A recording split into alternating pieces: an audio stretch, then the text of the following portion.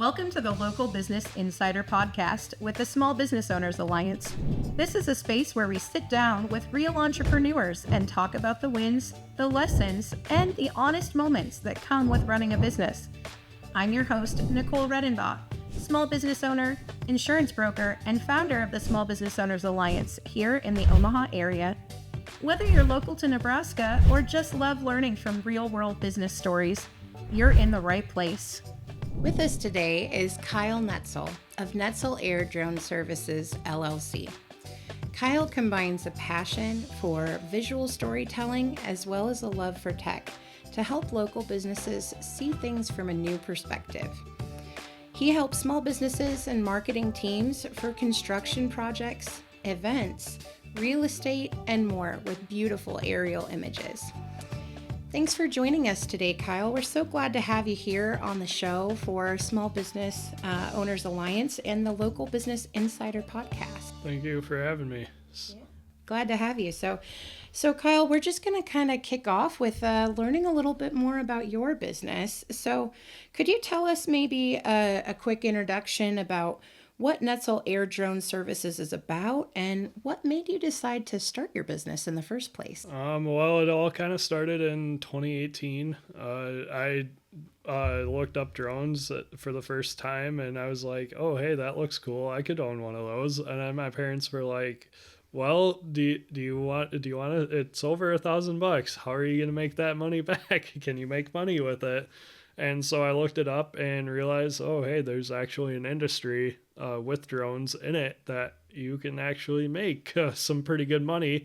So I bought my first drone and it was more of the hobby type back in 2018. And then I looked up that at that time, the Part 107 was just kind of evolving. It was in its early stages back in 2018.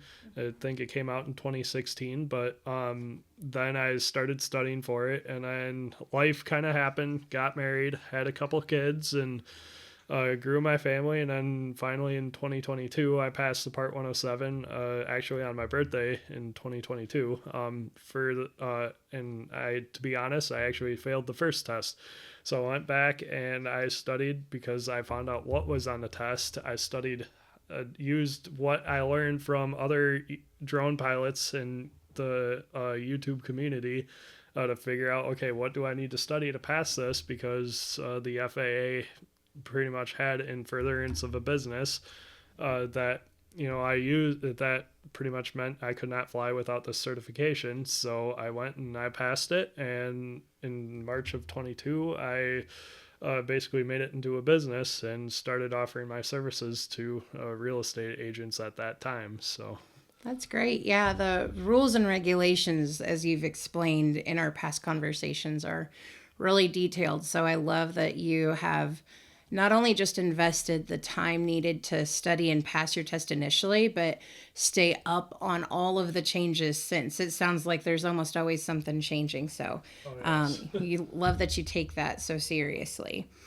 So it sounds like you had kind of done it as a little bit of a hobby initially, and then turned it into a business. Was it something that just initially kind of struck you? Like, it sounds like you weren't necessarily thinking you wanted to work with realtors right off the bat. What was it that kind of attracted you to the drone footage and abilities that you had with drones in the first place? Well, I've always been kind of interested in aviation. So I know as a child, I would always want the window seat. I had to battle two sisters to get the window seat. Yes,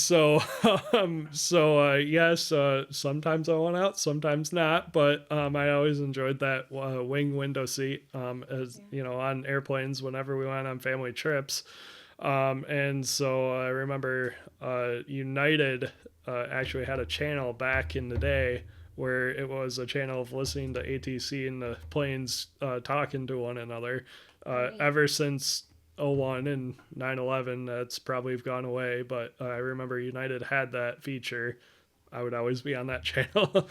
Very interesting. Yeah, so it sounds like it's something you've kind of been fascinated with for a while. And without becoming a pilot, this is one way that I could actually get into the aviation industry.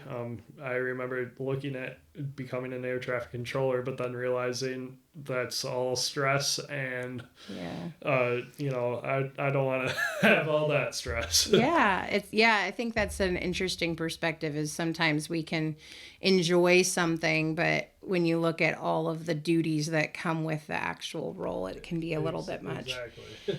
So thinking about it from a business perspective now, when you go to work with a client, what would you say is something that you really take the time to try to learn about the business and their needs before actually planning the shooter project? Well, it kind of depends on who I'm working with. If it's an event, I have to ask where it is. I have to ask kind of how many people are showing up, and I have to look up the location, just because there's rules about I can't just hover over a large group of people. I don't want to injure somebody if all of a sudden I have loss of power.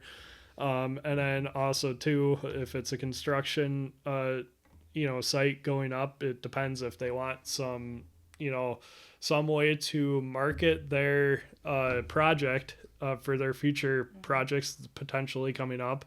Then it's more of like make it look pretty, or I can suggest the capabilities of the drones that they have on board that I can use that to help them do that. Or if it's more of, oh, hey, let's keep this project on task, on target so that the client can move in right away once it's done.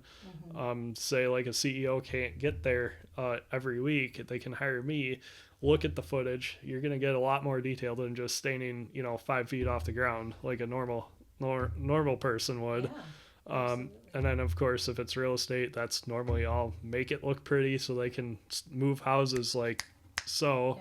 Yeah. And then thermal imaging is a way to put heat in the picture. So that's the way you kind of use thermal imaging. And then that's a whole science within itself.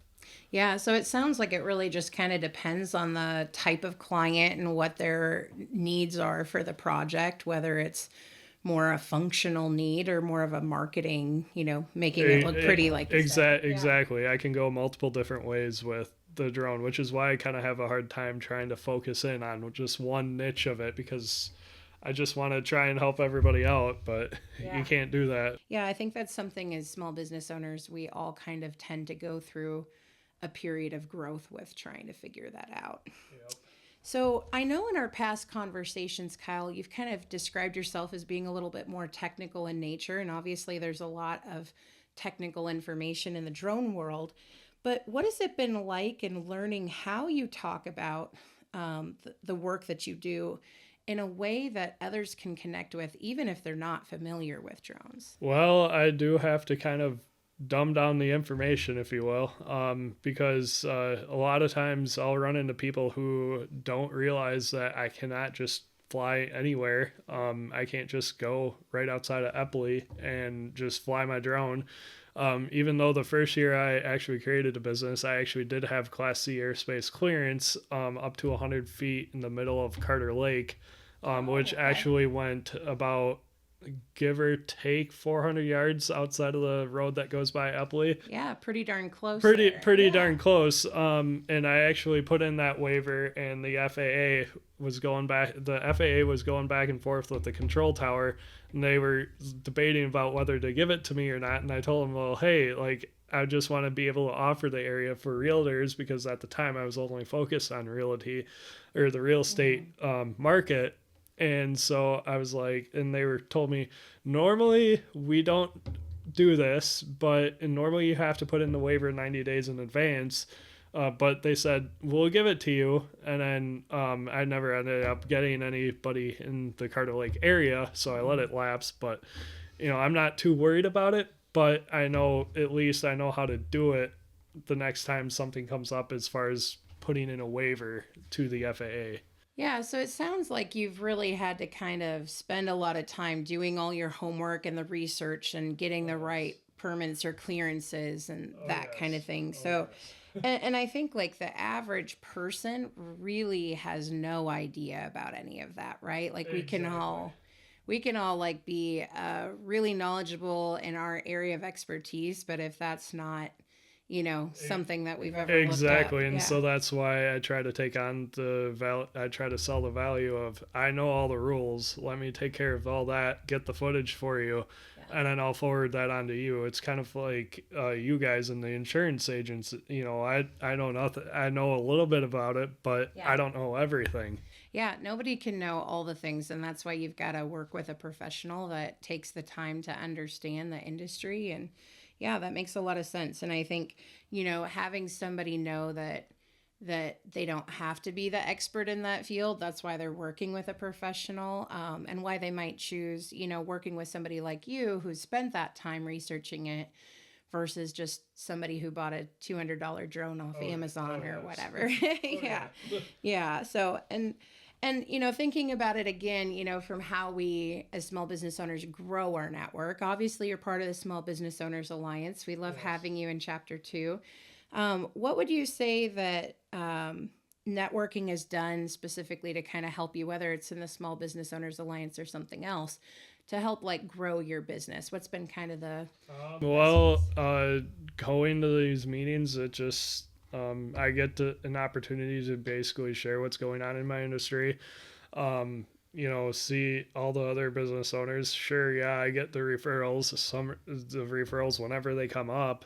But more or less it's bounce ideas off of other business owners, because, I'm not as big as, say, Elon or Jeff Bezos, right. and they can do whatever, but, and you always see people asking them like, oh, what would you give? But then they just kind of walk because, time is money to them. Well, for us, we have the time. We just bounce the ideas off of each other. We're not billionaires, but as small business owners, I think a lot of us start off as entrepreneurs, kind of doing the solo work, and it can be a lonely space, and sometimes learning from other people in person and building those relationships helps. And sometimes you have overlaps in some of the businesses, especially my area. I know, yeah, sure, there's maybe another photographer, but they don't have a drone. So I try to say, hey, if you ever have a need to go and to need an aerial shot, hey, I can get that for you.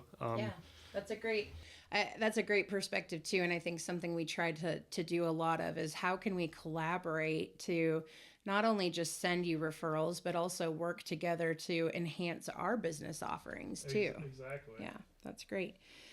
What would you say is one piece of advice you might give someone who's really talented with their craft, but maybe they're a little introverted and nervous about starting networking? Well, I just tell them, just go for it, because you only have one life. I went for it. And then you learn stuff along the way. You're not going to know everything, so you're just going to have to learn it on the fly. That's what I've been kind of doing. Every night you have free, it's you just go and you work on your business. That's kind of what I did. And then realize, oh, hey, I have to go back to work to make this work. If you have to do that, you have to do that. You just keep working at it little by little. I know there's some business owners out there.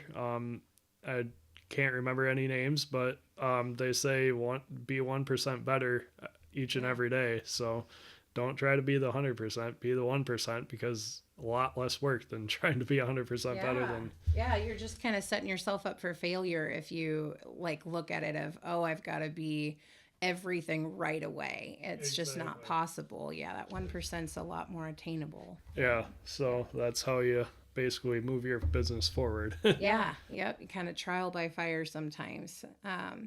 So we talked a little bit about this, but not everybody understands or fully appreciates the laws and different regulations that goes into piloting drones.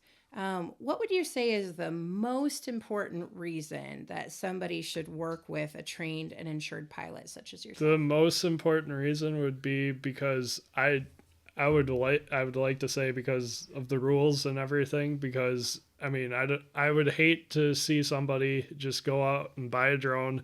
Take for example the Mavic Mini 2. This is under half a pound, but you go and get that, and I know for a fact that DJI, you can change the height altitude that it goes up to. Well, if you go up and you fly it higher than, say, 400 feet, then you're risking your credibility, because 400 feet is the highest any drone pilot can go, Part 107 certified or not. And you're risking, okay, well, what happens if that collides with another aircraft? Because our skies are just going to get more crowded with the amount of drones here in the United States. And so safety is the number one issue, because you don't want to have something just happen and just think of all the issues you would have. Oh, I got a crash drone. Well, but then you have all these other issues that snowball onto each other. So I would say safety is probably just above the rules when coming to working with a certified drone pilot. That's great. Yeah. Safety is definitely key. And, that plays into a lot of why those rules are there and, for what purpose they serve. So that's great.